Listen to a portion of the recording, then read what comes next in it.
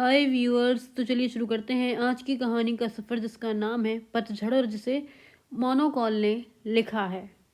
मैं कई दिनों से डेनमार्क में था, कोपनहेगन में।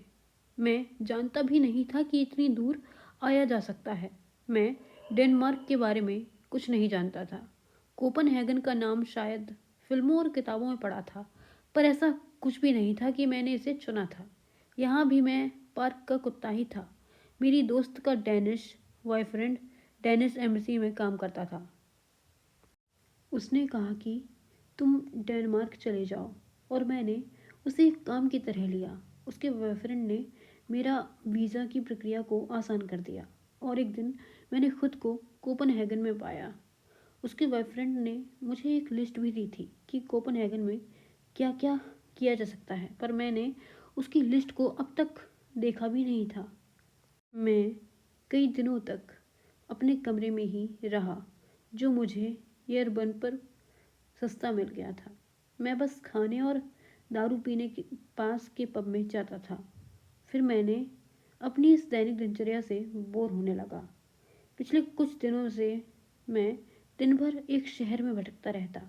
बार बार एक ही सवाल दिमाग में घूमता कि मैं यहाँ क्या कर रहा हूँ। मुझे इसका कोई जवाब नहीं मिलता।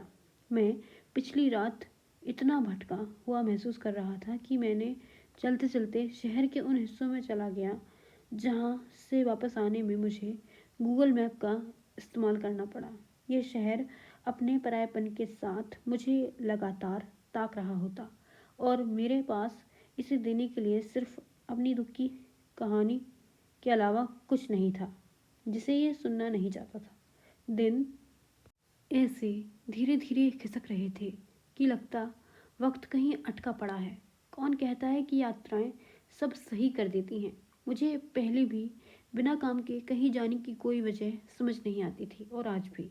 आदमी क्यों अपने बने बनाए सुरक्षित ढांचे को छोड़कर वीरानी में चला जाता है, जहाँ कोई उसे नहीं जानता, कोई बात करने के लिए नहीं होता। सुबह जितनी चुप होती है, शाम उससे भी ज़्यादा वीरान होती है। मुझे लगा था कि नए परिवेश में जाते ही सब ठीक हो जाएगा। मैं खुद जल्दी से ठीक हो जाना चाहता था, पर कहीं भी कुछ ठीक होता नजर नहीं आ रहा था। मैं थक चुका था, पर मैं और थकना चाहता था। इतना थकना कि रात में थकान की वजह से मुझे बिस्तर पर गिरते ही गहरी नींद आ जाए।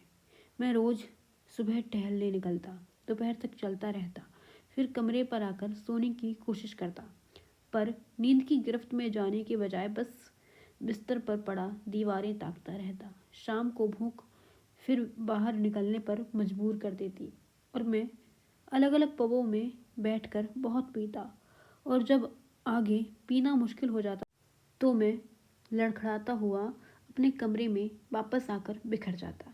पर मैं अपने बिखरने को ठीक नींद नहीं कहूँगा। हर कुछ देर में मेरी आँख खुलती और मुझे लगता कि मैं दिल्ली में हूँ। फिर कुछ देर दीवारें ताकता रहता और सोचता कितना अंतर है कोपनहेगन के मेरे इस कमरे की दीवार में और मेरे दिल्ली के घर की दीवार में। कुछ देर में समानता और अंतर के गणित में खुद को फंसाए रखता, फिर बाहर के शोर को सुनने लगता और खुद को समझाता कि मैं सारी तकलीफ़ों से बहुत दूर हूँ। मैं यहाँ वापस खुश हो सकता हूँ। यहाँ सारे लोग कितना हंसते हैं, पार्टी करते हैं, रोज़ रात में जश्न का माहौल होता है, पर मेरे लाख समझाने पर भी अंदर से उबाले मारती टीस खत्म नहीं हो रही थी। मुझे यात्रा शब्द से चिढ़ होने लगी थी। क्या अंतर है मेरा यहाँ रहने और दिल्ली में अपने घर पर रहने में। मुझे यहाँ के कमरे की दीवारें भी दिल्ली के घर की दीवारों जैसी दिखने लगी थी। सारे अंतर खत्म होते जा रहे थे। मैं अपने पूरे अतीत के साथ यहाँ बैठा था, और इस सारे नए में मैं तो वही पुराना आदमी था जिसने बहुत छोटे सपने देखे थे। कुछ भी नहीं बदला, सारा कुछ वही था जैसा दिल्ली में था। मैं बस यहाँ और ज़्यादा अकेला था। 9:30 बजे रात को यहाँ सूरज डूबता और सुबह 5 बजे वो निकल पड़ता। रात छोटी होने के बावजूद ख़त्म होने का नाम नहीं लेती थी। मैं सारथी के साथ साथ हर उस आदमी को कोसता रहता जिनका कहना था कि यात्राएं बहुत अच्छी होती हैं। आज बादल थे।